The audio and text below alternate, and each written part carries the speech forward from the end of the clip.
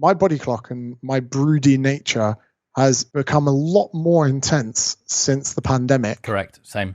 But at the same time, the freedom to roam, meet, fall in love and all of that has never been more shattered and separated and digital and soulless, and it's got so much worse.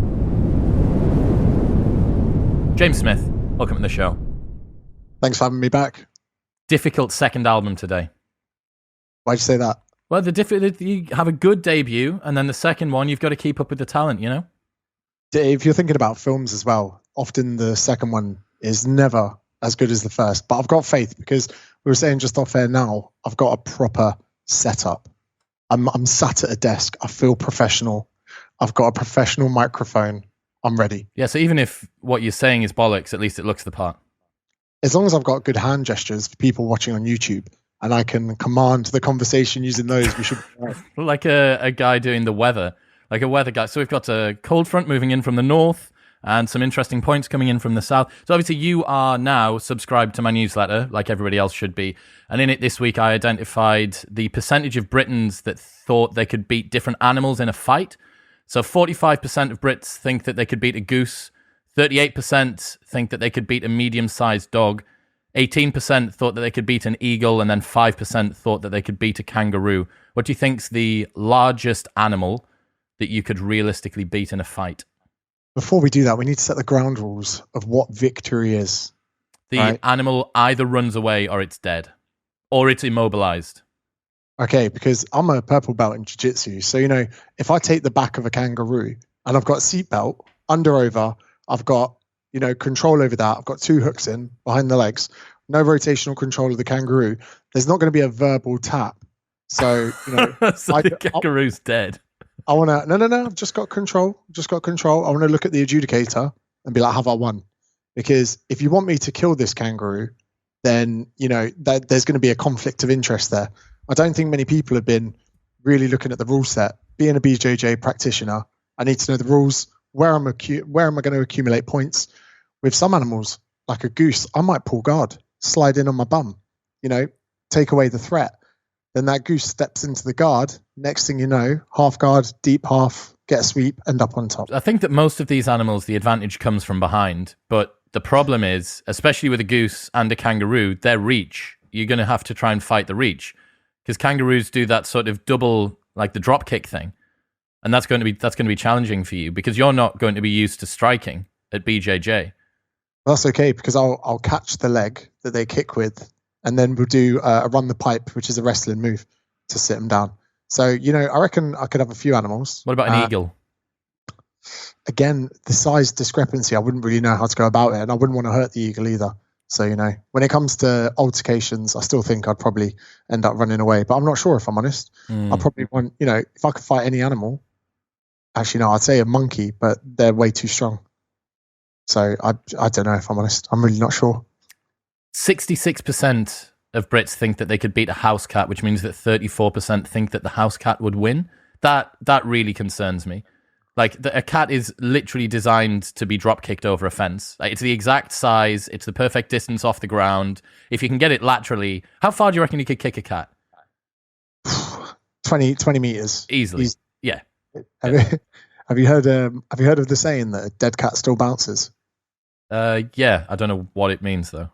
So like when people are on their way out of success, right? They say like, you could still book them for an event.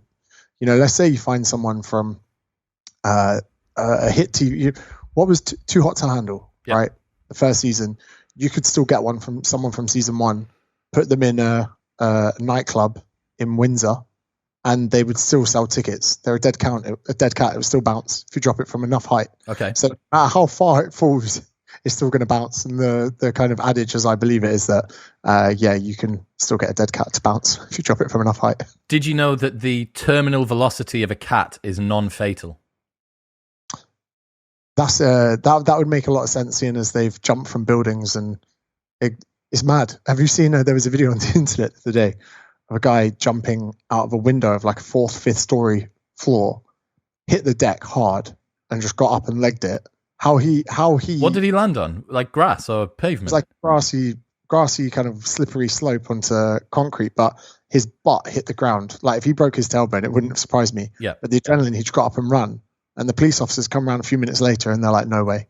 No one could have survived that. It was like some parkour shit. You know, when you see him leap from buildings and then just land and roll. But yeah, getting back to your question, if it was first blood, then a cat could win versus a human quite quick. Little needle claws. Yeah, I've invented something called dog guard, which is when I sit on the floor and I try and take a dog's back. Because of the nature of them having 4 legs, it is, and you don't want to hurt the dog. There is certain techniques you need to use when fighting with animals. But what different breeds of dogs have you tried this on? Labrador mostly. I know RSPCA they're ready right now. Yeah, ready to get us incriminating ourselves. The thing is, if you drive your car later and accidentally hit a cat, they'll come for you. And they'll say this was premeditated. Okay, but if you submit a Labrador, as long as it's adjudicated and the Labrador's signed a form of consent, then it's actually fine. Yeah, absolutely fine. Cool. I actually think that there's probably a potential future for this sport. All right, so you're back from Australia now. How are you finding it in the UK? Do you know what? One of the things that I'm celebrating about being back is the caliber of great guests that I can talk to on podcasts. You're saying that Australia doesn't have any interesting people in it, James? I've just been through them all. No, I'm not saying that. Like, well, yeah, but then there's the guests as well. In Australia, there's certainly a more limited pool, let's say, especially of people that really interest me. And it's very great to be in London where I see that someone's in London. Hey, can we do a podcast? In the last 4 days, I've had 2 black belt world champions come on the podcast. Braulio Estima, and then this morning, Fionn Davies. I was like, in what world can you just message 2 world champions to come on and have a chat? So that I'm very grateful for. The fact we're fully open. Australia is now in full lockdown. It's great. And it's good to be back and see family as well. Do you know what's really bad? People say from a psychological standpoint, when you ask to answer a question in like bullet points, often it's in the hierarchy of importance in your mind. So James obviously likes his podcast guests a lot more than he likes his family. That's funny. What about Australia? Because you'll have friends and ex-housemates and stuff that are still over there. What are they saying it's like? Pretty miserable at the moment, where obviously we're only ever showing like the behind the scenes kind of highlight reels of what's actually going on there. So people are going to be like, oh, we're down the beach, sunny day, blue skies or whatever. But for a lot of them, they can't train. They've got no sport. They're confined to their houses. There are helicopters going around saying, go inside. Military have been deployed to Sydney to keep people inside. The fines have gone up to like £2,500. I saw some bulleted list the other day saying that you can get huge fines for lying about your whereabouts, lying about contact tracing. Yeah, and there's even you're not allowed within a 5-kilometer radius of where you live. So even if you go to exercise and do not allowed outside of a 5-kilometer radius of where you live. Yeah. So like within a 5-kilometer radius would be very difficult because then you'd never be able to go home. You'd just have all of these different people like circling apartment blocks. Yeah, they can do that, but like if you're going to say a shop, a Woolworths that's really far away, they'll go, that's not within 5 kilometers where you live. That's not permitted. So it's very draconian, and it must be quite upsetting to know that you're 18, 19 months into a pandemic and you're effectively at day 0. I mean, the vaccine uptake is about 25% at the moment. Why do you think that is? I think that Australia didn't feel enough pain from the pandemic, if I'm honest. I think that pain is one of the most powerful motivators to, once you experience trauma and pain, some people fold from it, but other people grow from it. And in the UK, there was so much pain, trauma, lockdown. The vaccination was, understandably the way out, and people took it. They didn't want to exist in. Do you see the vaccine as folding or growing from it? In what sense? What do you mean? Well, you said that there's 2 ways that people respond to pain. One of them's folding and one of them's growing. And you mentioned that the vaccine is one of the outcomes of that. Do you see the vaccine as somebody folding from the trauma or somebody growing from the pain? I actually think it's growing because it's a risk. People are saying, okay, even I thought my perspective on the vaccine and the criticisms of it, I thought that gave us a position to be quite valiant with it. Hey, you've got something that you're saying is going to get me out of this. Everyone else is unsure. Put it in my arm. And I mean, the people that participate in those trials, like, that is extraordinary, nobility from people to go there and say, I don't care what you say and put that on my arm. We can get out of this pandemic. Half of them got a placebo. And I think it's very valiant just the way that these communities have come together to go do it. I was nervous getting the vaccine because of the misinformation that is touted. And I'm rather evidence-based with my thinking, I believe anyway. And I was still nervous going there. And I was looking at the sheet of potential side effects. And I'll never forget, I had a client in the gym, a very wealthy guy, and he was overworked, stressed. And his wife said to me, "You will never train my husband unless he has a heart attack." Then he has a scare and he comes in the next week. He goes, "All right, I had a bit of a heart attack. I'm going to start training." A bit of a heart attack. Bit of a heart attack, or at least a bit of a scare. And he trained with me, but he didn't really sort his life out. And as a consequence, he suffered Bell's palsy, where the side of his face collapsed. And he comes in and he goes, "I've got £2 million in my current account, but I can't fix this." And that resonated with me so much, that you can't buy your way out of, poor health isn't always visible, but something like that, which can happen to healthy people, don't get me wrong. That was, just randomly for that to happen. He was like, doctors weren't sure exactly what the causation was. But I was thinking, imagine if that had happened today, and he's about 50, 60, so he would have been vaccinated. 100% he's going to go, "Look what the vaccine did to my face." And we've suddenly lost all logical thought processes surrounding bad things happening to people pre-vaccine. Bell's palsy occurs. Adults randomly die sometimes. Some of the stuff going on online of people having like seizures, this happened before vaccines exist. And then people go, "She was perfectly fit and healthy. She went and got the vaccine. 2 weeks later, this is what's happening." And celebrities are sharing it. I'm seeing it. And I'm shitting myself. I'm like, "Oh no, my vaccine's booked in 2 days." I've had friends who've had to go for therapy before they've got their vaccine. They've had to go and sit down with a therapist so that they wouldn't be so nervous, they wouldn't have an anxiety attack going in to get it. But that's a really interesting narrative that very few people have been talking about. Everyone that's been very anti-vaccine has seen themselves as standing up to the man, that this is the courageous, valiant thing to do. But what you highlighted there, there's something called the tragedy of the commons that you get with the free rider problem. So herd immunity is required for us to reach it in order for the economy to be opened back up. If the deaths and the cases were linked the same as they'd been a year ago, the UK would still be in lockdown. The only reason that we're now back open is because the deaths have reduced.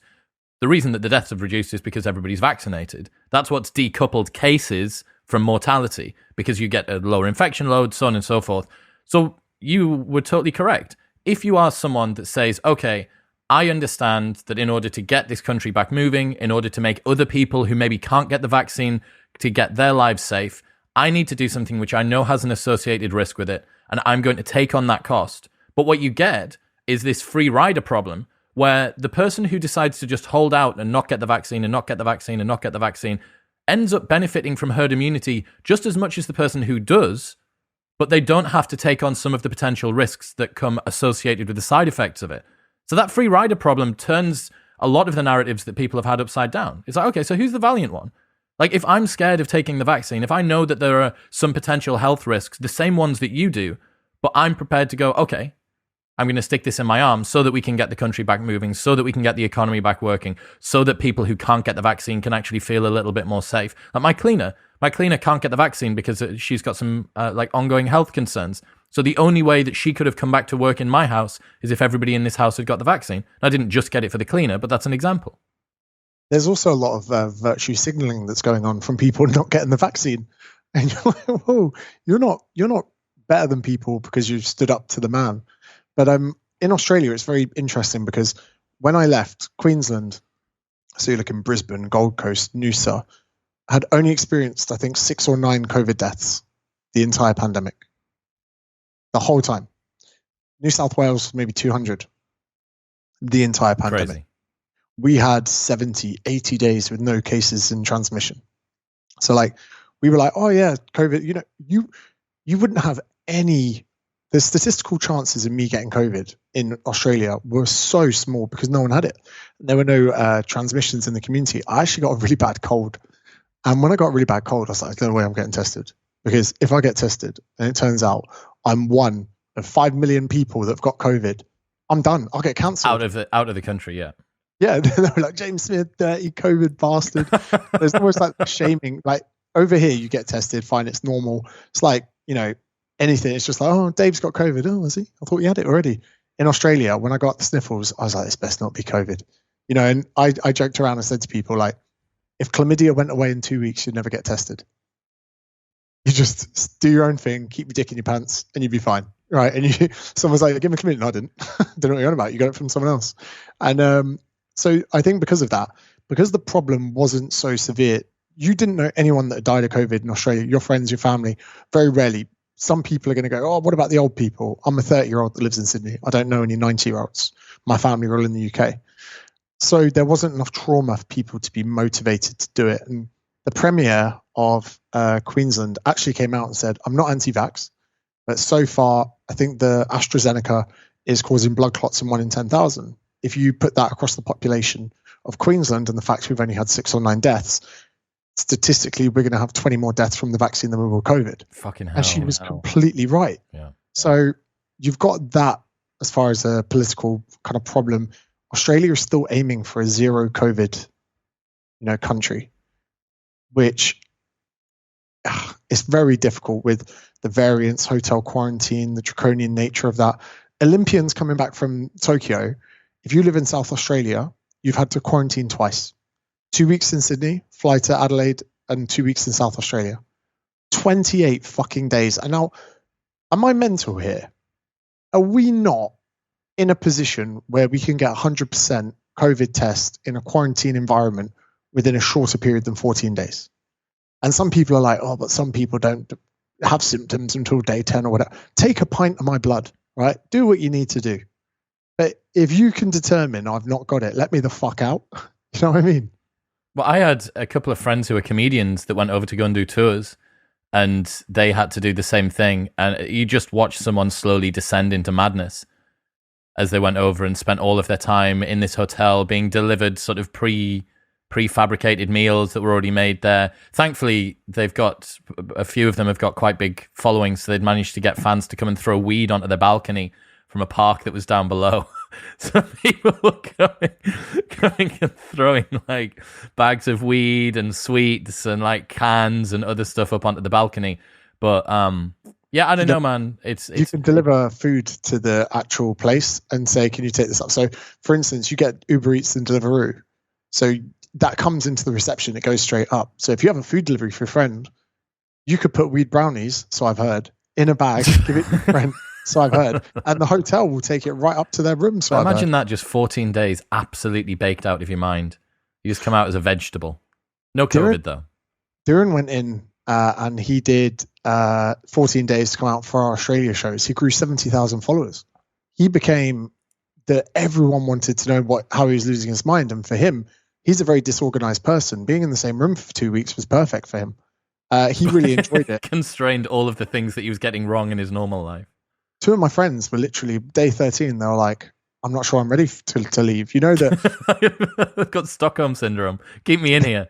Exactly. Yeah, they actually genuinely felt like that. For me, like going back and having to sit in a hotel room for 2 weeks, as long as there's like Australia on the other side and I get to go out and jump in the beach at Bondi, that's fine. But the people having to do it come back to the UK, having to do it in like an Ibis in Heathrow, not the most glamorous of kind of scenarios, but it's quite depressing. I know that some people in Australia wanted to travel to New Zealand where their parents were very in poor bids of health. There was a case of one girl who asked if she could go back and see her mum because her mum was dying.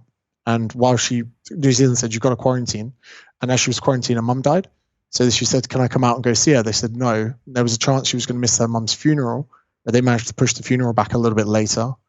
And then she went to her mum's funeral and then had to do 2 weeks on the way back. So she's a month away from her partner. You got people suffering with bereavement, loss of loved ones. And so many people forget that isolation is the worst punishment given to human beings. If you go to prison and Charles Bronson, that's done like the most amount of solitary confinement. If you are the worst treated person or you're the worst person on the planet, you are solitary confined.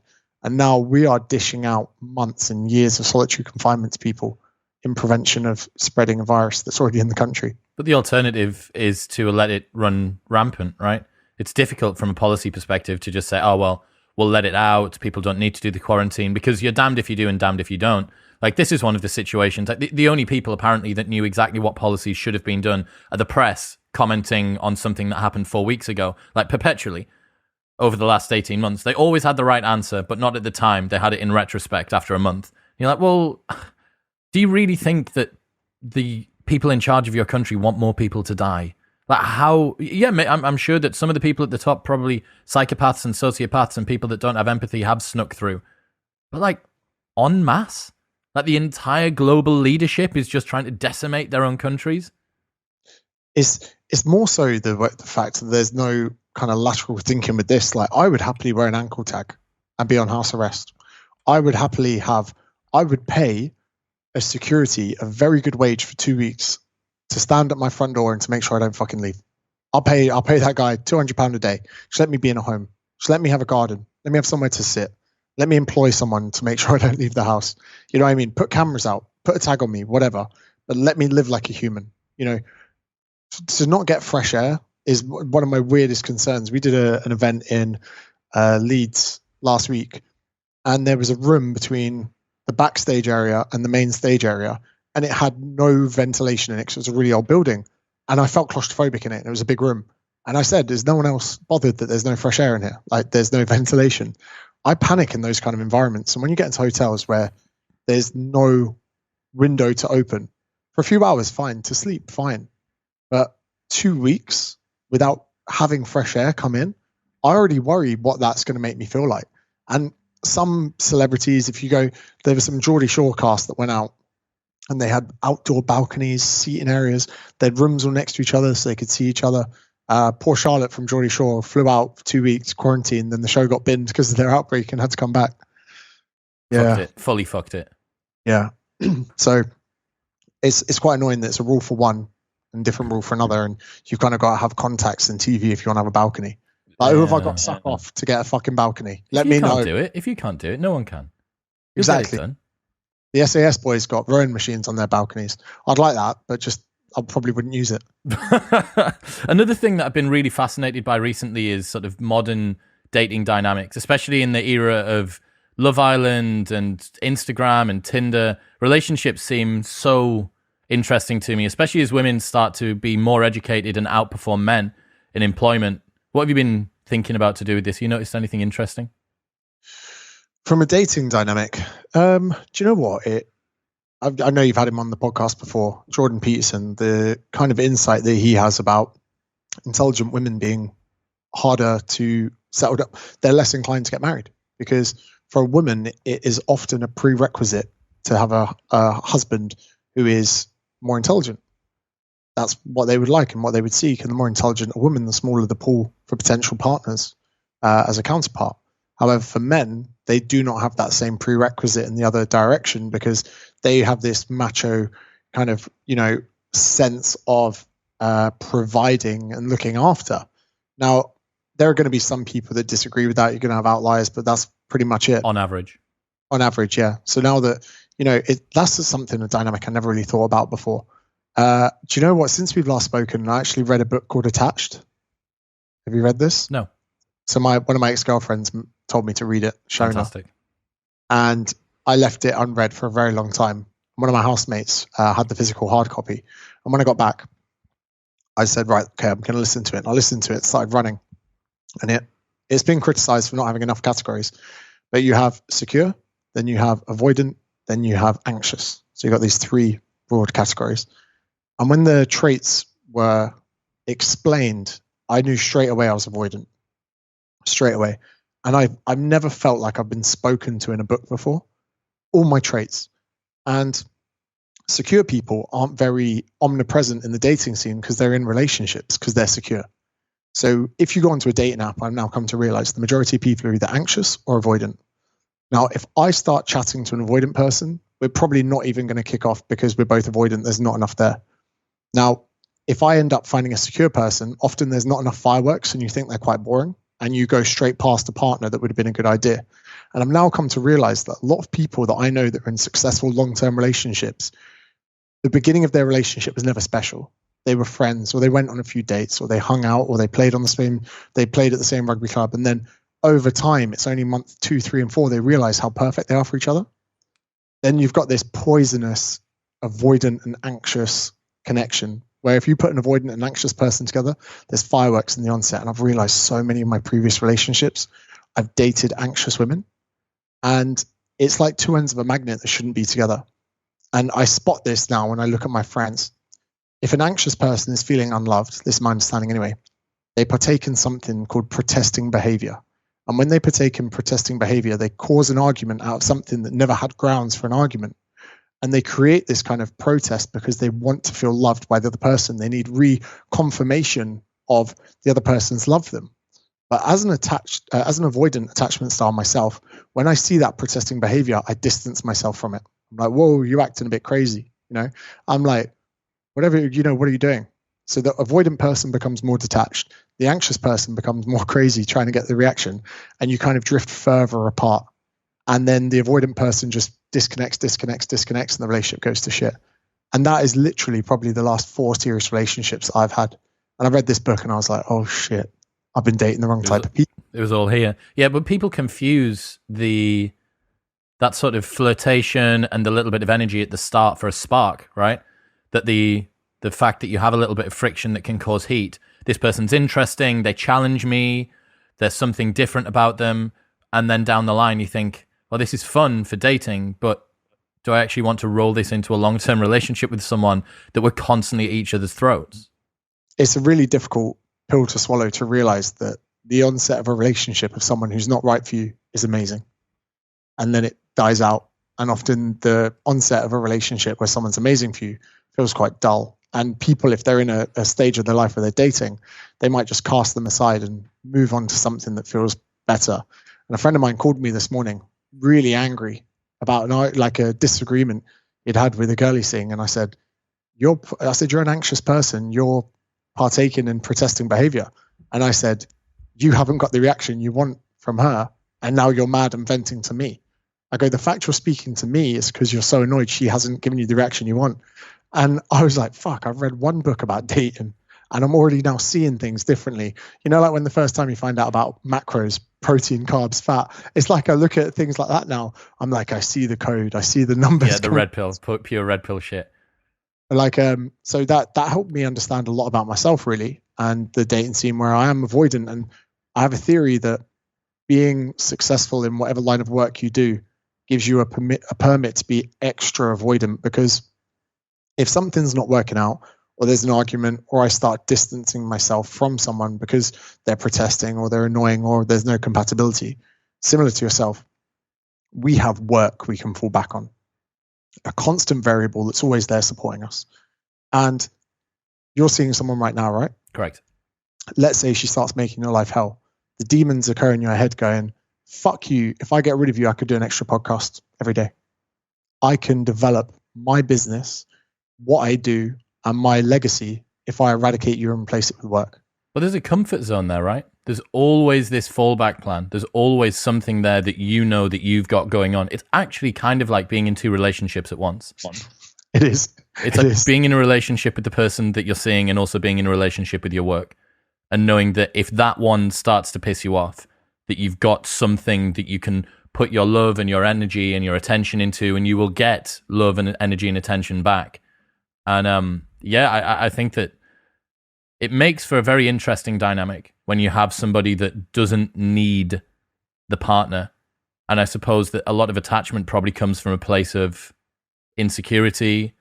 And also, if your ego gets hurt a little bit and you don't want to swallow that, you can just quite quickly, even if it's not an insecurity, you can just think, well, fuck it, I'm just going to focus on something that I actually can predict, because that was completely irresponsible of them to say.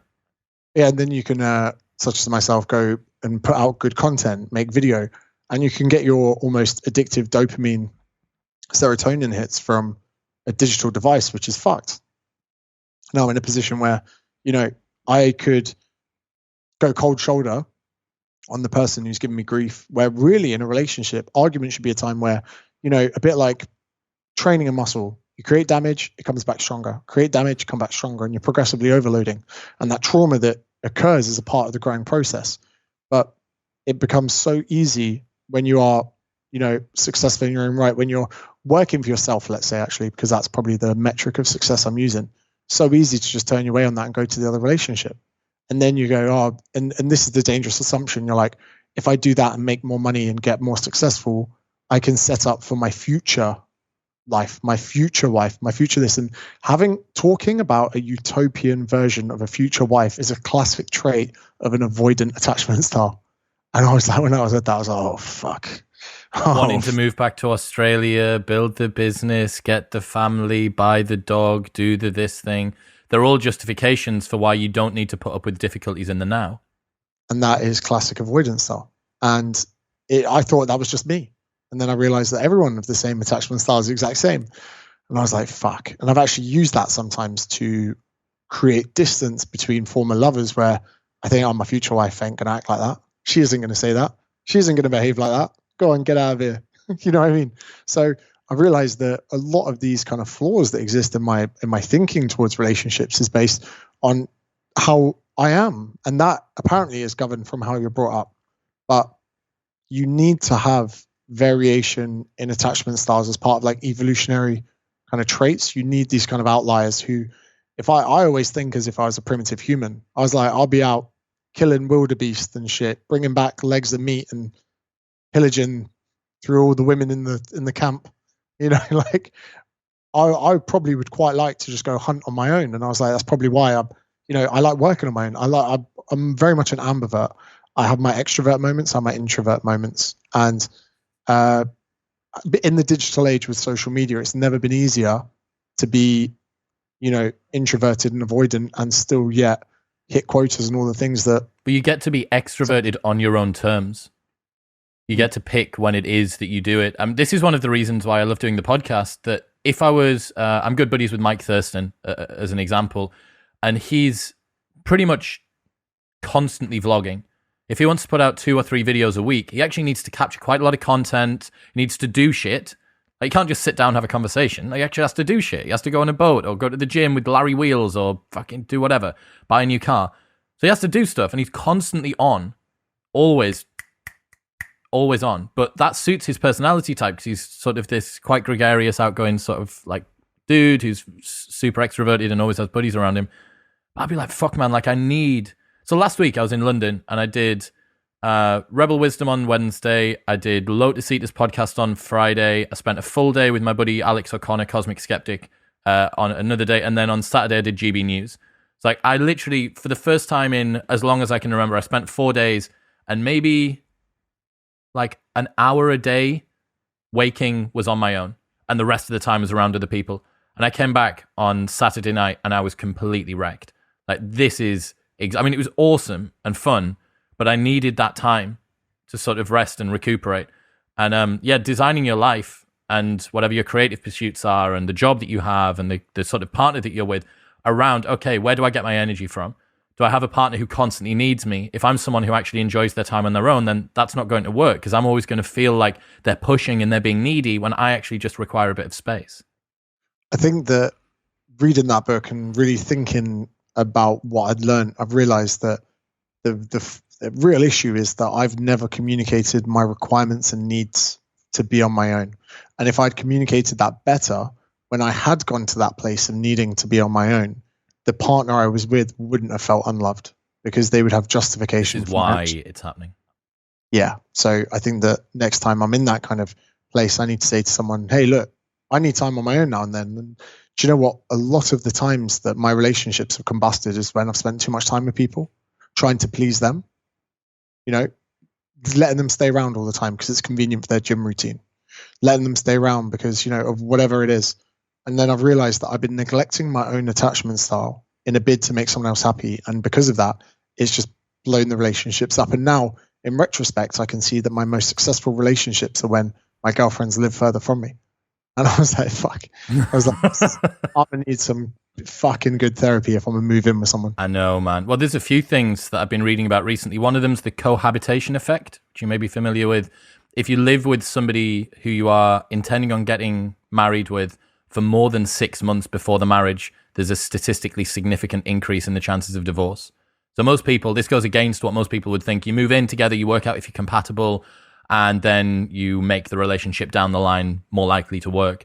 But there's something going on, and there's a bunch of different theories. One of them is this open door policy. The presumption is that if you decide to live with somebody before you've committed to them legally and made it marriage material, you're basically saying you're good enough for now. You're good enough right now, but I'm not going to commit just yet. We're living together, but I'm not going to commit just yet. And that there's this sort of subtext that comes through. There's a whole bunch of other suggestions, but that's one of them. Another one that I've read about is that in a relationship where the woman out earns the man, there is a 50% increase in chances of divorce.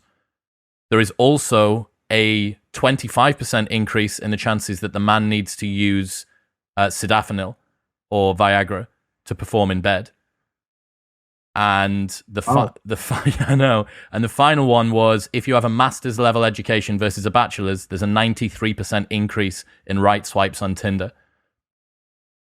Really? Yeah. One year of your life, just lads, if you're listening, if you're 21 and considering going on to do a master's, increase, even if you're not bothered about the degree, 93% increase in right swipes on Tinder, or just lie about it. I mean, that's an alternative. Is that in the profile where it talks about education, or is that just from how the person dresses, persona? No, it would be I think it would be stipulated in the profile description.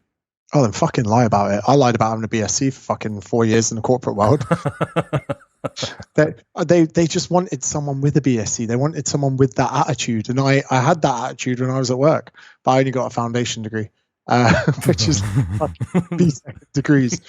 But then I think that men hugely underestimate the sapiosexual nature of women as well. What's that mean? People that are sexually attracted to people with intelligence. Mm-hmm. Sapiosexual. That's if I when I'm presenting a talk and I do something that's really kind of profound and there's silence as they're absorbing it, I'm like, yeah, ladies, the term is sapiosexual if you're finding me attractive right now. But I guarantee that the women, I think, and again, people say, oh, why is a man explaining how women feel? And if you do feel that way, fuck off. I've dated women for fucking 15, 16 years. I think I have an insight to it. I've made a lot of mistakes. I have a very, very good insight into what women do and don't like in relationships. I've dated more women than most women, so relax, all right?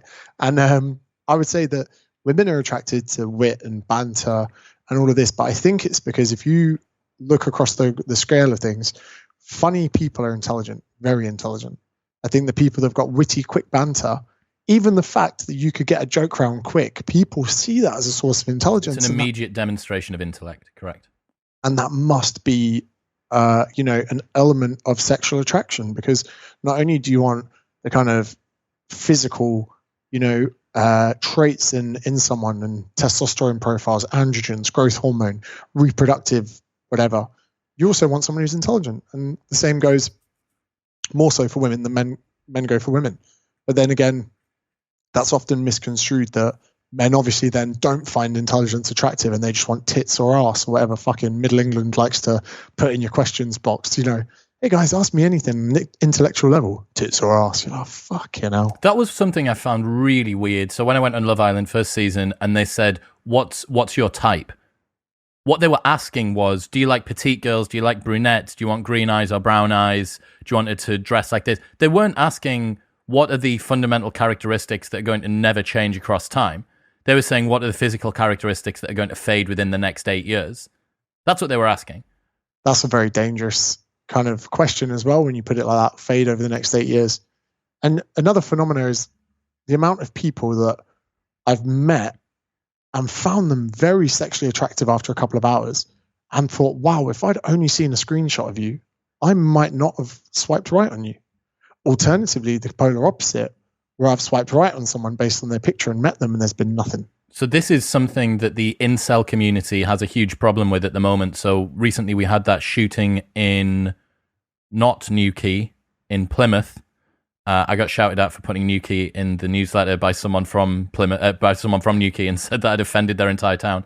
One of the problems that the incel community has is that online dating, platforms like Tinder, has allowed women to constrain their potential dating pool with what are essentially arbitrary metrics. So they can say, on certain dating platforms, apparently you can put in your height, and then you can also restrict your matches by height.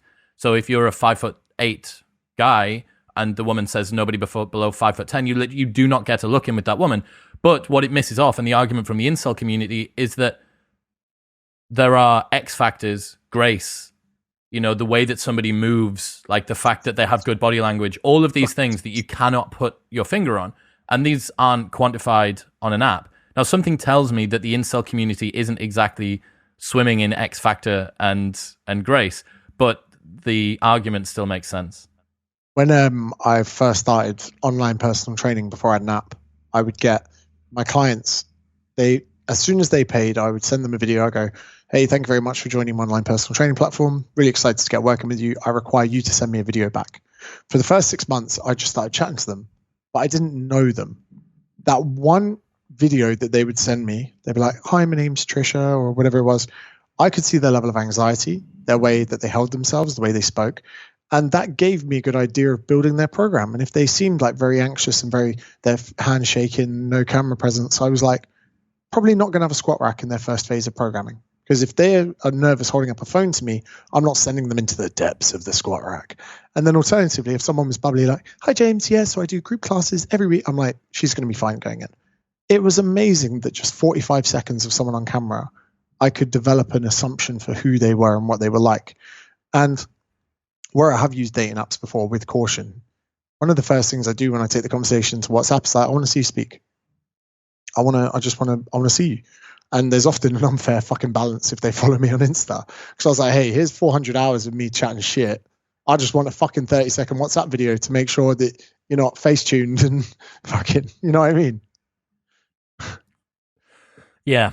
Yeah, it's an interesting one. We were talking as well before we recorded about the interesting lack of a stereotype or an archetype for a young guy in his 30s who isn't married, doesn't yet have a family, but can't wait to be a dad. I'm fascinated by this. I think it's such an interesting time for men who perhaps have freedom and liberty to do what they want with their life. Maybe they've got more resources than they actually need. And from the outside, you look at those guys and it would be the Dan Bilzerians of the world. That's like the archetype of the guy in his 30s or 40s who's still sort of got it all. But I think both me and you agree, like, I can't wait to be a dad. Like, I actually cannot wait to become a father. I think I'm going to be an awesome father. I think I would have sucked as a dad at 23, 24 years old. I would have been like just awful. Like, there should be some sort of license that you need, or like some sort of test that you have to pass, and I would not have passed. You have to fucking test to drive a car. Why can't you do it? to have a kid. You could do a lot more damage to the community with the family than you are with the car. Correct. And yeah, I just think it's such an interesting sort of time to be alive, where you've got these sort of dynamics, this sort of freedom, and no archetype for a man. A woman hits 30 and everybody sort of starts side-eyeing her about, sort of TikTok, biological clock, when you're going to get married. But for men, it's like, oh, go on, mate, like, you must be loving it, still being free and liberty and stuff like that. And you're like, well, kind of, but on the flip side, I also want a family. Yeah, and I think there's another interesting statistic that I always keep in mind, that the average guy marries a woman 4 years younger. The average woman marries a guy 4 years older. Another Peterson one. I'm so glad I hadn't read his stuff before I wrote my books. Otherwise, it would be so Peterson leaning. Yeah. But yeah, it's so interesting you kind of say about that. And I did a psychedelic trip earlier on this year and did some mushrooms, sat on the edge of a cliff in North Bondi and just thought about life, listening to some Hans Zimmer. And when you take psychedelics, and a lot of your ego is stripped away, because I find that having a certain amount of money, certain amount of recognition, success in whatever fields really shrouds your vision from often your values that sit underneath it. What actually matters, yeah. Yeah, and I was thinking, strip that away. What have I really got? And I had this conversation with Paul Lima a few weeks ago where I said, I sat there, the first thing I thought about, this is why I fucking love psychedelics. The first question that my mind put onto me was, do people like you for who you are or what you do? And I had to sit with that. And I was like, whoa, if you took away everyone that likes me for what I do, how many people like me for who I am as a percentage? Fractions of a percent, right? And I was like, oh, it's quite a tough pill to swallow. Sat with it for a few hours, went through the playlist. And then the second one was my family's biggest. If I was to say to my mom and dad, what are you most proud of in life? I think they would say me and my sister. No question about it. And I thought, I've come through that door, the family house, a lot of times in the last 10 years. And I'm sure they're chuffed to pieces with Sunday Times bestseller, chuffed to pieces that you did this, came back first class from Sydney. I was like, and actually, I bought my dad a Porsche. I bought my family a Porsche earlier on this year. My dad picked me up from the airport in a rented van. And I was like, we got to sort this out. So I bought him a Porsche, and he was chuffed to pieces. And he messages me on WhatsApp. He goes, son, I've never been so happy behind the wheel of a car. And I was like, that makes me feel proud. But I reckon the day I come home with the wife and kids, that's when they're going to be like, you've done it. Made it. Done it. And I was sitting back with that, and I was like, my parents are quite similar to me in the sense where they don't really care about flash items or big things. And my mum and dad don't travel. I can't even really take them on holiday. Even if I was taking them somewhere posh, it'd be like down the south coast in the UK, which you can't do in the pandemic, so everything's booked. The happiest things for them in life is seeing my nephew, going to see my sister at work, going out for a Sunday roast or whatever. I was like, fuck, if I really want to impress the most important people in my life, I'm probably going to have a family. And I was like, fuck, what am I doing? If I was to, look at a spider diagram of my life, there are some parts of it that are extremely successful, but other parts of it that are extremely lacking. And that psychological experience really got me thinking. And when I do talk to people, they're like, oh, mate, you must do so much shagging. Bet you get loads of birds. I'm like, mate, I'm actually trying to work and develop an area of my life that I'm lacking in. And I'm trying it. I'm trying. And it's tough because you do get pulled in so many directions and your mind wanders and you're like, oh, maybe I do want that. And then part of your mind goes, maybe you don't. Maybe you're designed not to, maybe you're not going to get on with it. My track record of relationships is dire. Mine's not fantastic either, no. But for some reason, there's this illusion in my mind that I'm just going to meet the one and then, everything changes. But is that probably an illusion? Is that a utopian desire? Am I so hardwired and programmed? I'm 32. My life revolves around my work, my routine, and my training. It's going to take a lot of effort for me to change that up. And it's quite concerning. Like, we all just see our few years' time with our family, wife and kids. There's a lot of work that needs to happen before that becomes a reality. And I think I'm quite negligent of giving enough mental attention to that amount of work required. I think one of the challenges that everyone is going to have to come up against that's in that situation, the PTs that are listening, the people that work for themselves, that run their own businesses, that do whatever, that feel liberated, you're going to have to concede that your performance at work will likely have to take a hit in order for you to have a family. Like, there is a price for you to pay. If you want to court the girl of your dreams, if you want to start the family, if you want to, you're going to have to take time off work. Like, what happens? Vast majority of people, anyone that's read The E-Myth by Michael Gerber, like, most people don't have a business. They have a highly leveraged solo pursuit. Like, if they left their business for 2 weeks, all hell would break loose. Like, that means you don't have a business. It's just you, but you're just leveraged a little bit more. And you're going to have to deal with that. You're going to have to deal with it existentially. You're going to have to deal with the ego. Like, okay, I'm not going to be able to post videos as frequently because I'm up at 4 a.m. looking after the kids, or I've got to support the wife, or we're in hospital in labor for fucking 48 hours or whatever goes on. Like, these are things, these are prices that you need to pay. And if you've attached such a sense of self-worth and you've wrapped your ego around your success, your externalities of your success, I wonder how many people without the right amount of self-work will end up low-key resenting their family for taking away from them something that they previously used to get a sense of fulfillment from. That's exactly the word I was about to bring in. Is I'm worried about maybe a future self of resent. Before this, I did more, I had more, could afford more, had more freedom. Like, having freedom's taken away. We've had a lot of that in the last couple of years. This utopian desire of having a family. I'm like, could I flip a coin and be the other way around? I did a dangerous poll on Instagram once saying, if you could go back and have kids, would you have? And it was 50-50. 50% yes, 50% no. I was like, fuck. Thanks for helping. I was like, shit the bed. I was like, maybe I'll just be a solo warrior my whole life. But, the funny thing is that we talk about Dan Bilzerian. In my most recent, I won't give it away too much. In my most recent talk, I differentiate pleasure and happiness. think Dan Bilzerian fills his life with tremendously high amounts of pleasure to fulfill just a speck of happiness. Whereas, other people have no fucking pleasure at all. Their kids wake them up. They fucking resent their wife. They fucking tired all the time, but they're happy. And there is going to have to be a trade-off at some point for a lot of people. I've done PT seminars before where people will say to me like, "Oh, wish I had what you had. I wish I had the free time. Wish I had this." And I'm like, "You're married and you've got kids." They're like, "Yeah." I'm like, "Well, I've won some things. You've won others." Yeah. I was like, "You probably wouldn't trade yours for mine. At this stage, I wouldn't trade mine for yours. None of us is a winner. There's no scale here. It's not like 100 grand in the bank equals the same pleasure as one kid." Or whatever. But that's it is. the thing, man. Like, most people don't see the prices that you have to pay for success. And you said it earlier on, certain areas of your life have hypertrophied and other areas have sort of atrophied or maybe never even existed.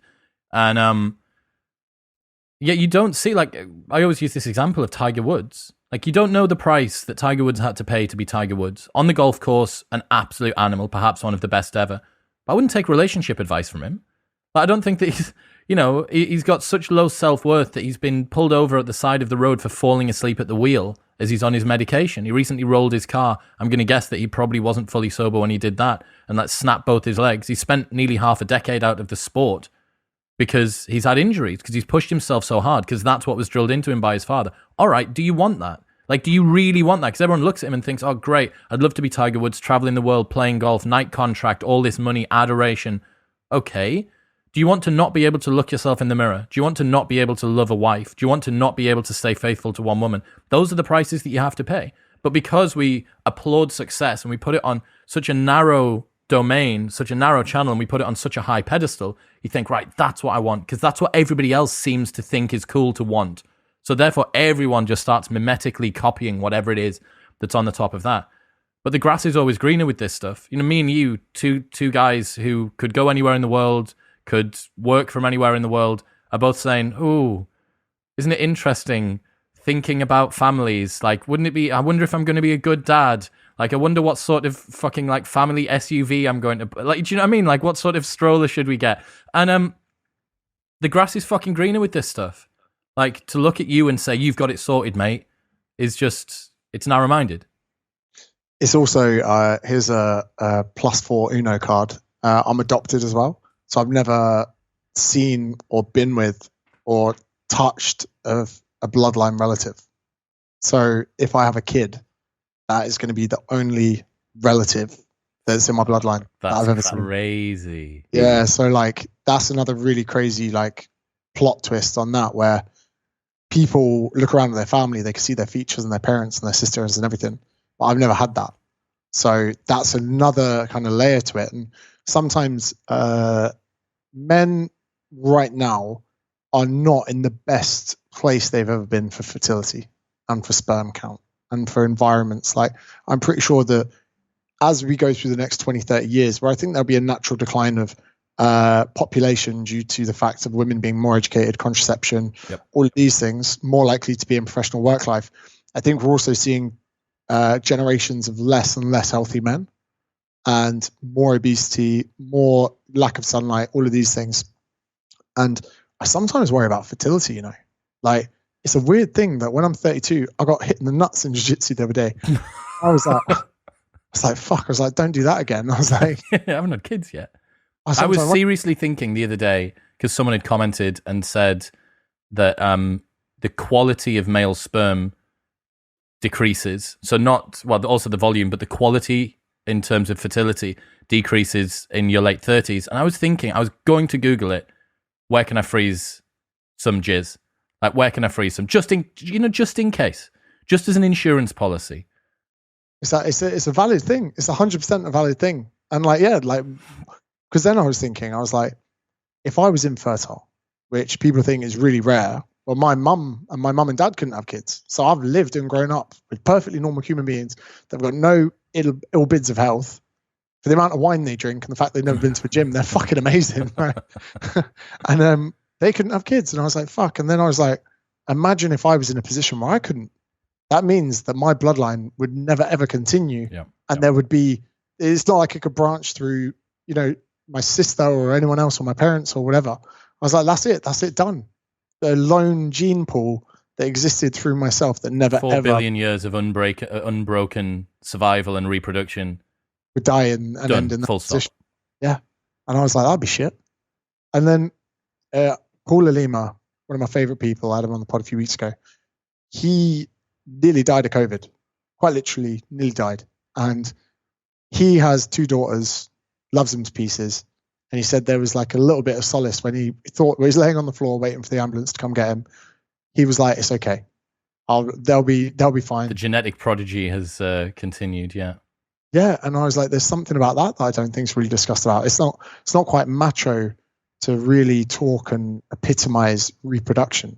And there definitely is something in the body clock. Since 30 to 32, which annoyingly, my body clock and my broody nature has become a lot more intense since the pandemic. Correct, same. But at the same time, the freedom to roam, meet, fall in love and all of that has never been more shattered and separated and digital and soulless, and it's got so much worse. And for me, I have a great fucking fantastic life, and I'm very worried about other people that would be in this exact same existential anxiety of where the world's going and when things will be back to normal. And you know, how many people that would have been on fate's path to meet each other and fall in love and go on romantic trips and meet backpacking in Thailand, bump into each other in Split and Croatia, meet each other on a fucking boat at your sail week. How many of those have just been squandered and ended up sitting on their fucking sofa watching Netflix instead? It's crazy that the dynamism of the human kind of petri dish has been frozen for 2 years. And I feel like I'm in the middle of it, and I feel like age is just ticking away. I was 30 when this pandemic started. I'm now 32, and I don't like that. Hormones are a hell of a drug, man. I was saying this the other day to Carl Benjamin down south. He's got 3 kids and like a 4th on the way. My business partner's missus is 3 days overdue on their first daughter. They got 2 boys. The first daughter's on, like, literally fucking in the oven, ready to be taken out now. And for years, kids were the things that stopped my friends from seeing me on a Saturday when I wanted to go out and have breakfast and I was hungover or whatever. They made too much noise when I was on a plane and I was trying to sleep, and they were just sort of icky and they got in the way. And now I look at young kids, toddlers or babies, and I'm like, bet you're cool. Yeah. I bet you do like fun. I bet you do like quite fun stuff. I'm like, whoa, who's this? Like, who's this existing inside of this head? Like, get out! Like, you weren't here before. I don't know who you are. It's interesting as well. Then you've got this huge kind of utopian picture of meeting the woman, and there being a perfect time for her to be the mother of your kids or a wife. And this is a grey area as well. Anyone you meet that's happily married or has kids, there was never a right time. If you were to ask me about business and ask me when the right time is, I'm like, there's never a right time. Just fucking do it. Correct the course along the way. Yet in relationships, you're unable to take that same advice. But I'll just hang fire. I'll just hang fire for the next one. Maybe the problem's her again. Yeah, that's it. And it's relationships, I'm very fixed. Business, I'm very growth. So I've got completely different mindsets. And like, if anyone says thinking of launching a business, I'd say if you're ready for the business, you launch too late. But then in a relationship, whoa. Yeah, hold on, boys. And like, and I suppose to add on top of that, I know that myself and probably thousands of British and Irish people in Australia are struggling with visa status. And you don't even know if you're going to be able to go back properly, right? Yeah, I'm in limbo at the moment. And for 4 years now, 4 years, which is over 10% of my life, I feel like a plane circling, ready to land. That's how I felt. Because I want to live in Australia. I do not want to live in the UK. I do not want to have a serious relationship in the UK. So that's another thing. So if someone here was like, James, let's go on a date, I'd be like, well, I really don't want this to work out. I've already decided in my head I don't want this to work. And then someone goes, oh, but if you like him, you can take him to Australia. I'm like, I can't get myself in. If I can't get myself in, you're fucked. It could be another year before I even hear back from my decision on PR, which might not even be a yes. It takes me to 33. So there are so many British people and Irish people in Australia that aren't sure where they live. They go to bed in Australia, but they have limited amounts of time before they might have to come back. And if you're the type of person like me that goes there and you go, this is where I want to be home, nothing else really cuts it. People go, oh, you might like America. You're like, well, I don't want to live in America. Oh, I'm sure you'll love it. The beaches are amazing in LA. You're like, yeah, but I don't want to live in LA. Oh, you should just go to Europe. You're like, what? And have no friends and somewhere nice in Europe. Like, so this whole kind of limbo at the moment, I'm not giving myself permission to be happy in the UK because it's not where I want to be. You do know that is a very good coping mechanism, though. That's a very, very good get out of jail free card that allows you to continue your avoidant behavior. Oh yeah, it's the classic trait of the avoidant. But for me, because as well, it's justified by something which genuinely exists. Like it's a compelling narrative. It genuinely is. But on top of that, it's a very convenient narrative for you, given your particular attachment style. Oh yeah, I'm aware of that. But I'd rather be wrong in Australia than right in the UK.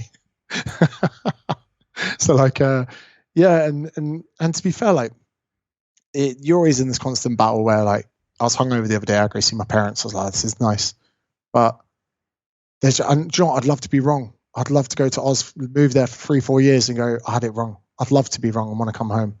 But for the time being, as far as quality of life, there's just like, I never appreciated how much I love blue skies. It sounds like such a weird thing. I'm sat here now, I'm looking at a grey sky. It's August. It's in the UK. It's freezing today. Absolutely fucking freezing. And I've never, do you know what? I discovered a lot about my values in Australia and how much I love wholesome activities. Give me some of your favourite wholesome activities. So like, I would nap in the afternoon, which I do here. But then I'd have a cup of instant coffee, a bowl of cereal, and wait for my housemate Cam to come home. We'd go swim in the sea and go down. And I'm my happiest. It's cold in the sea. It's dog freezing. wagging its tail. Yeah. Yeah. Go jump in, piss about, like jumping through the waves, getting beaten up, come home.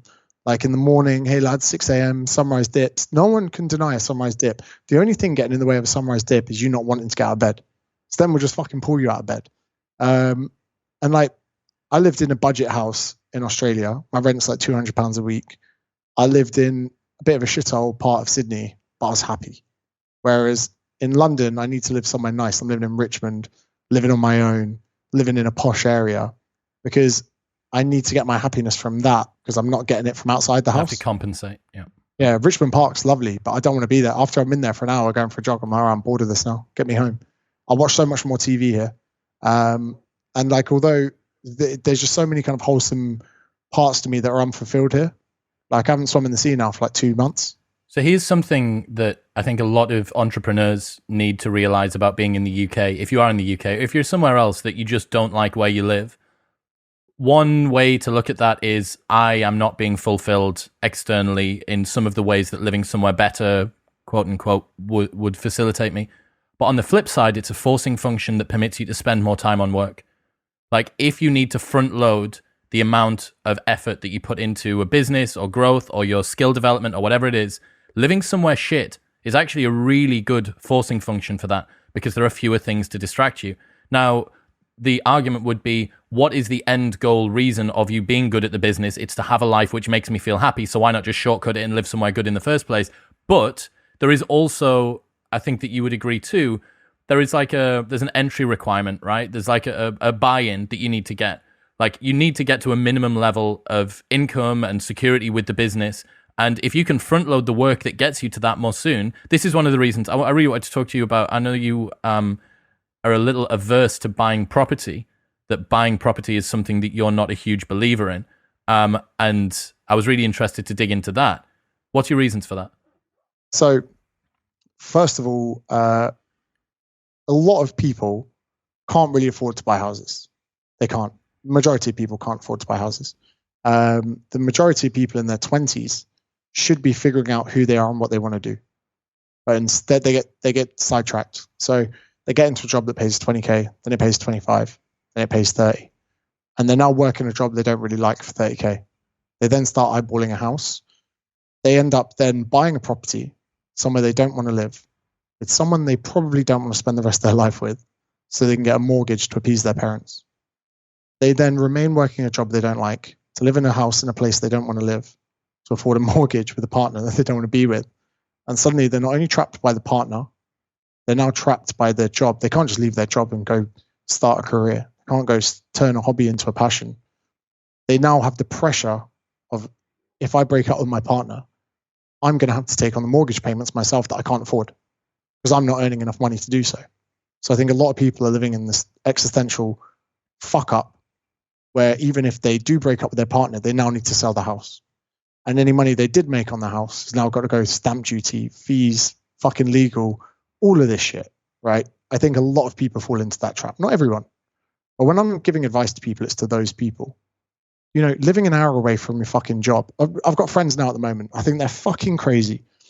They're 32 and they're living with the parents of one of the couple an hour and a quarter outside of London to save money for a house. I was like, you guys are in the prime of your fucking life and you are living in the middle of fucking nowhere to save money. Why not just buy a house in a few years' time when you can afford it? Why not just live near your fucking office, enjoy your life, you'll get promoted in a few years' time, you'll be all right. It breaks me that people are prioritizing the agreement on a bit of paper over their life. Because at the end of the day, buying a property is just changing the belief system in who that property belongs to. If I buy the property I'm in right now, nothing really changes. I still sit here. I still pay money out each week. I still sleep on that sofa, go upstairs into a bed. But for me to buy this, I need to give up £1.5 million or step into debt for the rest of fucking my adult life until I pay it off. For me, if I had £1.5 million, I go, yeah, I'll just buy this. Cool. I'll just buy it. It'd be worth a bit more in a bit of time. And when I go to Australia, I probably will buy something because I've got money that I'm not using. That makes sense. But for people to, you know, in your 20s, my mum and dad never ever said to me to get a mortgage. This is why I stand like this. Like, go enjoy yourself. They said, actually, you know, my mum and dad still haven't paid off their mortgage, but they said, when we die, we leave you some money, you can put it down and buy a house. Don't worry about it. Enjoy your 20s. I enjoyed my fucking 20s. I played rugby in New Zealand. I went to Thailand on 2 weeks' notice. I went to Australia at 27. I lived the best life ever, and living my best life put me in a position to follow my passion. And now because of that, I'll probably buy a house outright. And it won't sting when I buy it. I won't need a partner forced into that position to help me buy it either. People go, renting is a waste. Renting is not waste. Renting is freedom. Renting is deciding you want to fucking move next week. Fine. Renting is not worrying about mortgage payments. Renting is not staying with a partner that you don't want to be with just to fucking cover the costs. You pay the price whichever way you go. And for me, I love the idea that I might go, I'm going to America tomorrow. The border's open. I don't want to worry about having to fill it. Tenants calling me at 4 a.m. when I'm in America. James, the boiler's gone. Oh, fucking hell, let me get someone out. There are different people out there that want different things. If you want to buy a house, you're just going to ignore what I'm saying. But for a lot of people, there are way better things to be doing in your 20s than saving for a house. And if you do what you want in your 20s, you might just have the money to buy one outright in your 30s or even your 40s. There's a stat in the happiness hypothesis by Jonathan Haidt that says the single biggest determinant of happiness, or the single tightest correlation that he could find, was the commute to work. So the longer that your commute to work, the lower your life happiness. That was the tightest correlation that he was able to find throughout his entire research in a book on happiness. So I think that you are right when people buy houses for the wrong reasons. I would posit that for people at the lower end of the income bracket and people at the absolute top end of the income bracket, renting for both of those people makes sense. But for people who are in the middle, they're going to be able to make maybe £10,000 plus per year over the top of what they need to live so that they would be able to save that. For me, there's no better place for you to put your money because you're going to turn cash into an asset that is going to generate money over time. So the house that I'm in right now, I have 2 other housemates that live in this with me, and they pay the mortgage, the electricity, the water, the rates, the tax, the cleaner, the internet. And you go, okay, so now I live rent-free. So I live rent-free plus all of the money that was going into rent goes into bricks and mortar, and that's equity that's owned by me. And all I've done is rinsed and repeated that. So I've just bought house number 5, which is completing this week, and it's just buy to let. Find 35 grand-ish, put it into a 3-bed house. That generates about 800 and something pounds a month. And you go again, and you go again, and you go again. And over time, that compounds. So I understand that for somebody that really wants freedom and doesn't have the cash that sits over the top of that in order to give them the extra leeway that they need, that would be a bad piece of advice. If you have tons and tons of money, then fuck it, it doesn't matter, because you don't need the extra income afforded by letting properties or by assisting yourself to reduce your living costs. But for somebody that sits in that middle bracket, I actually think that it's a really smart potential. Now, this being said, you need to do it in a city where you're able to buy properties where the yield is sufficiently okay. London is not this place. The amount of money that you need to put down on a property versus the amount of money it's going to earn you back in terms of your rent is essentially pointless. Like, you might even lose money on that property. But outside of that, somewhere like Newcastle, somewhere up north, I think it's a good potential. So I completely agree with what you're saying there, and what you're doing is incredibly smart. But then the second caveat point comes in, that doesn't interest me. And that's not to say what you're doing is bad. It's to say that doesn't interest me. So that people go, well, you're a fool because you could be making this, this, and this. And for me, when we could sit in armchairs when we're 65, and you could sit back with more money than me and go, I've got 45 houses. And I could sit back and go, I could have had 45 houses, but I didn't do anything that never interested me. And I would be proudly sat back on that little armchair going, I had plenty of opportunities to invest my money and do smart things with it, but it didn't interest me. And I could be wrong. I could change in 5 years. But ultimately, I love doing talks, meets, writing books. I would rather, say you go, James, bought this house for 35 grand and then a mortgage, whatever. I'd say, I'm going to the Maldives. How long does 35 grand get me? I'll get you 12 weeks, sir. Cool. All right, I'm going to take 10 hardbacks with me, and I'm going to write a new book, and I'm going to get the advance from that. And you know what I mean? And for me, financially, that is a worse decision. But over the next year of my life, or going away and doing random shit like that, I could be wrong with this gamble. I could be so wrong. But I can't wait to just invest in myself. And one day when I have a family home, I will buy it so that when I die, someone has it. And again, disagree with me on this, right? My mum and dad created a comfortable life for me, but they never gave me money. Because they never gave me money, I was in the job center when I was 19, knocking on doors for a living. I worked in a pub on a caravan site when I was 16. That was excellent. When I look at people that are given too much by their parents, they don't have the work ethic they should. So like, again, I have this kind of mentality in my mind of just wanting to spend it all. I joke around with my business partner saying inheritance tax should be 100%. The state so forces you to finish it by the end of your life.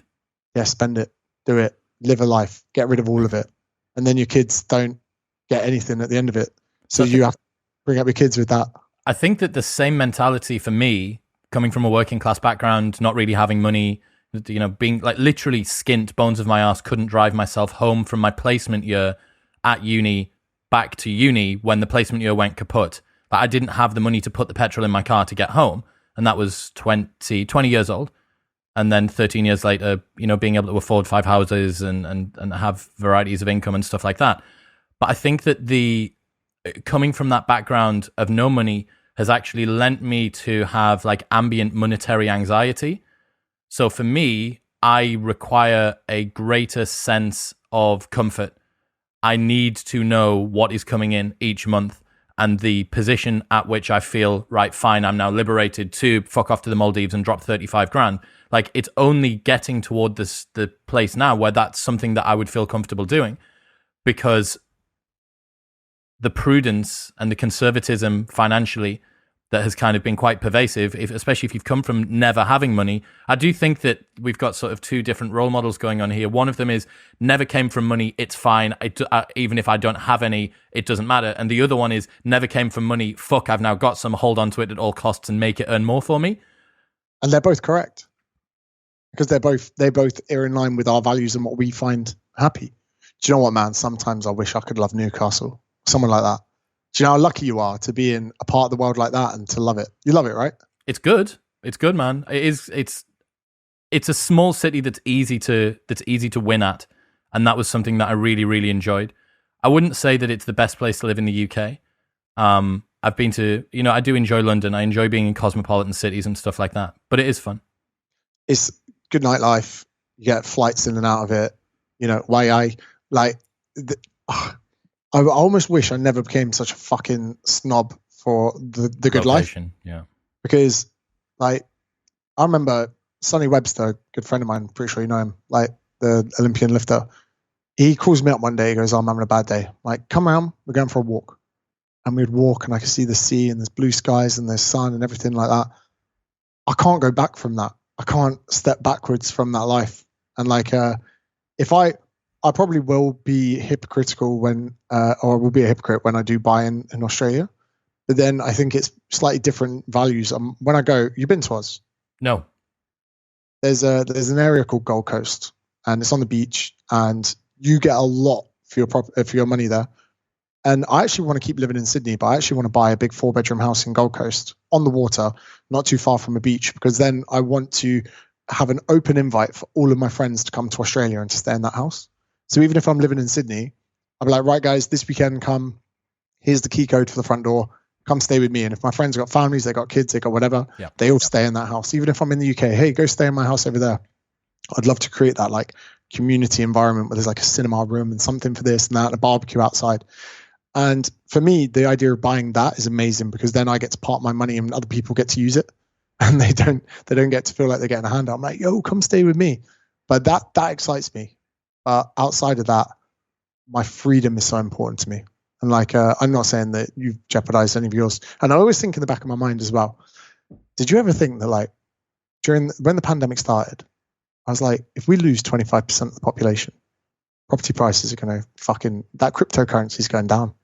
Right? If we get another SARS-CoV-3, just saying, it comes out with a higher fatality rate. I mean, what was the plague? It's like 25 million or something stupid. No, maybe not 25 million, maybe 25 million. Maybe something come out like that, Chris, mate. Them houses, right? Tenants gone, everyone else gone. More houses than we know what to do with. It's going to be like the problem in China, having too many men for the amount of women. Just saying, mate. You know, bricks and mortar. They say it only goes one way until it doesn't. Well, it's only gone one way throughout all of history, and whatever it is, past performance is not an indication of future returns. Absolutely right. That being said, man, fucking the people that trade cryptocurrency and stuff like that, they have balls of steel. That's something that I absolutely could not do. Yeah, I mean, the last year, house prices in the UK have risen by the highest percentage ever. That's what they want you to believe. I've just paid for one. I know that it's gonna by a lot. We've got IFS coming up this weekend. What are you doing there? Weekend after next. Don't scare me. No. When this releases, it is this weekend in podcast world. Okay, yeah, sorry. I've only just started doing that. Whenever I do a podcast, I'm like, let's release it. They're like, don't fucking release it. Yeah, IFS this weekend. In essence, I went to a fitness expo, Body Power, no names, whoops, a few years ago. Sorry, and Nick Orton. I was like, fuck, this has potential to be so amazing. Like, we go to one area, there were like evidence-based speakers in the smallest little tent. And then you got, just supplement stand, topless bodybuilder. And I was like, this is fucking disgusting. And I remember joking around with my events team and saying to them, like, look, there's so much scope for this to be better. And they were like, well, let's do it. So I sat down with the organizers. I was like, look, these are the kind of people we need to have to attend it. And then they're like, okay, what about a party? I'm like, yes, have a big party. So 2019 went Barcelona, Charlie Sloth on the DJ set. Like, it was lit. It was amazing. But the core component of it is business to business for personal trainers, because there is not enough support or education for PTs to run a good business. You could be the best PT in the world, but if you're not charging good money and growing your business, you will die out. Because even if you're a really enthusiastic 24-year-old charging £50 an hour, if you do not learn how to master commoditization and demand or build money online, you're going to have a family soon. And your family are only going to be home in the most in-demand hours as a PT. And if you do not learn how to work around that, you're pretty much fucked. And to be able to host an event where you get to upskill personal trainers and teach them how to run a business with the best minds in the world, and most people go, I haven't heard of the other 5 people. And I go, yeah, they're the ones I fucking learned it from. So, you got that. And then this B2C element on the outside where people can come along. Me and you're going to be at the bar having a gin and tonic. Someone comes over, hey guys, love your podcast. You'll be like, which one? And then, Classic. And like, going around having like drinks with people. I think Budgie Smuggler were like trying to do a Ninja Warrior course. Grenada bringing a hot air balloon.